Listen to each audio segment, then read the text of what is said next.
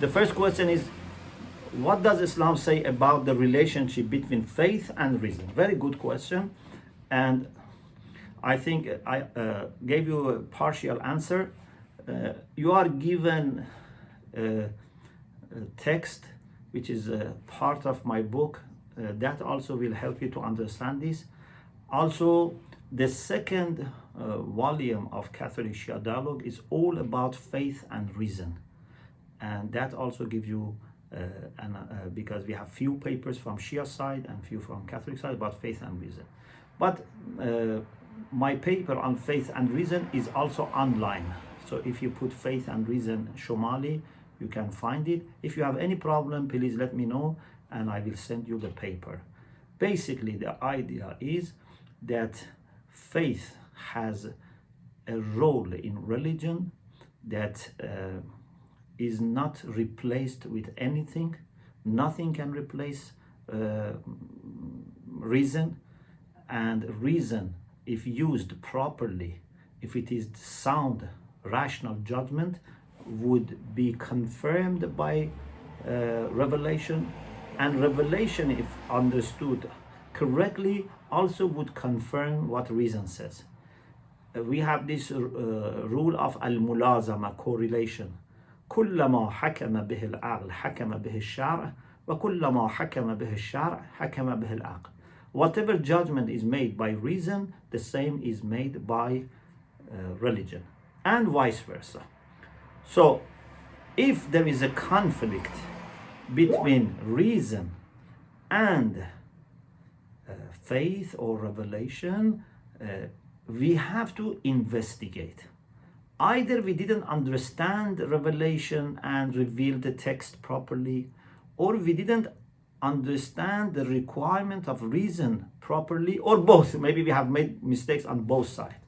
It's impossible that God would give us one direction through reason and another conflicting and opposite direction through revelation.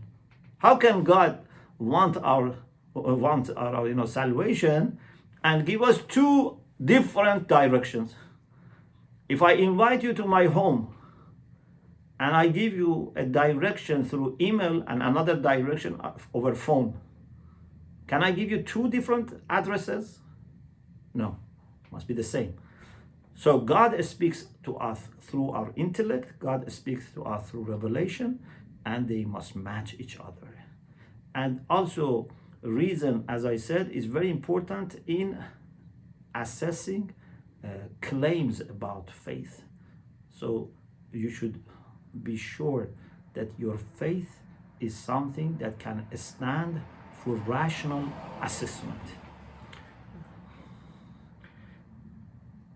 Okay, so then they said the last part of your speech was my question, because I think you have some textualist. Yesterday in the session on Ijtihad, we learned that there were some textualists among scholars. I'm not sure, do you mean some people who go for literal interpretation, or I don't know what's the question.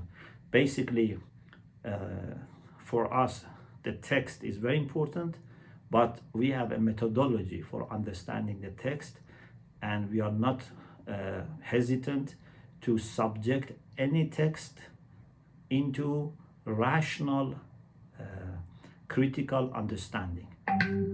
Even if it is the Quran, we have to use our intellect. For example, in the Quran, God says, Yadullah fawqa aydihim, hand of God is above their hands. So reason tells us this yad is not physical. The Quran itself also confirmed, because the Quran says, Laysa kamithlihi shay. There is nothing like God. So God has no hand. But if someone wants to go literally, say, oh, God has hand. So the Quran, for example, talks about seeing the face of God in the hereafter.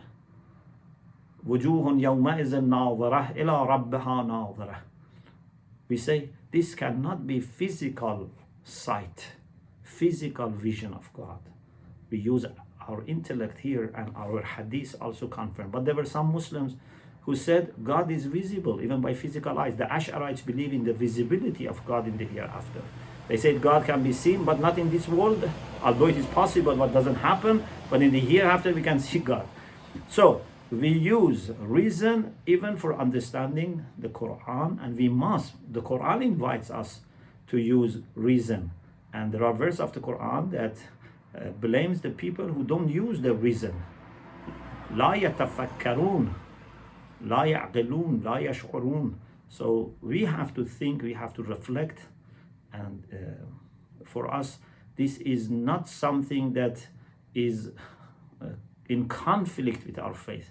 This is a confirmation of our faith. Actually, I have selected one sentence from that hadith of Imam Kadhim that I would like to mention here. That Imam Kadhim alayhi salam in that hadith says, please listen to this sentence very carefully. He says that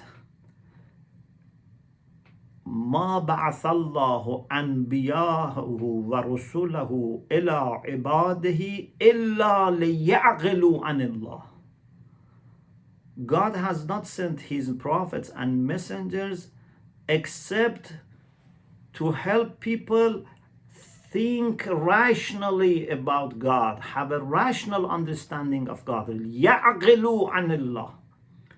فأحسنهم استجابة, the best people in responding to the prophets and messengers, أحسنهم معرفة, are those who have the best understanding. وأعلمهم بأمر الله, and those who have greatest understanding and knowledge, أحسنهم عقلا, are those who are the best in their reason.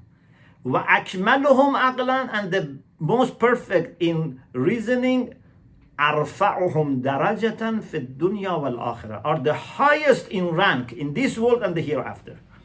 So our Imam says people who are more intelligent, this is not a matter of IQ, of course, your IQ is high.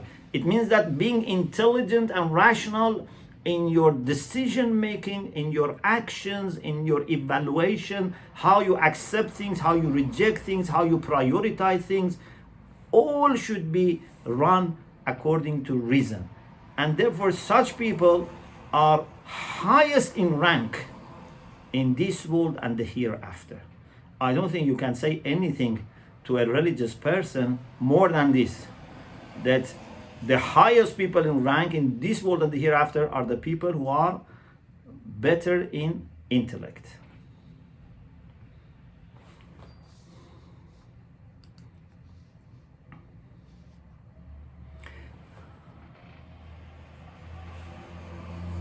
Okay, about akhbaris. Akhbaris, it should be, as I said, there were some Shia scholars who were not very keen about philosophy. Akhbaris were people who were not against aql. Some people, unfortunately, they think akhbaris were against aql. Never. They were not against usage of intellect in religion. Akhbaris had issue with using intellect in understanding fiqh, in rulings of fiqh. They had the idea that we cannot understand these rulings and also zawahirul Quran, the apparent meanings of the Quran, just by relying on our intellect. We should refer to the Imams and the Prophet for understanding these things, which are all discussions about fiqh. Otherwise, if you use intellect in theology, they don't have issue with it. So this is also to be understood. And of course, akhbaris were a minority, and today not many akhbaris exist. There are very, very small, tiny groups in some countries, but it's not a major, has never been a kind of majority. But even akhbaris, to be fair, they didn't reject reason as people like Ibn Hazm reject reason, for example, or Ash'arites reject reason. Some believe that Shia faqih prefer invalid hadith to reason and issue irrational fatwas. Is that true? The answer is that we have to investigate these things case by case. You know, it's very easy that from outside we make a judgment and say, okay, these people are rational or these people are not rational. These are, more, for example, experienced. These people are not more experienced. But if you really want to understand what is the reason for their fatwas, you have to go inside their reasoning and should be able to show there that they have used, for example, a weak hadith against reason. No faqih would rely on weak or unreliable hadith.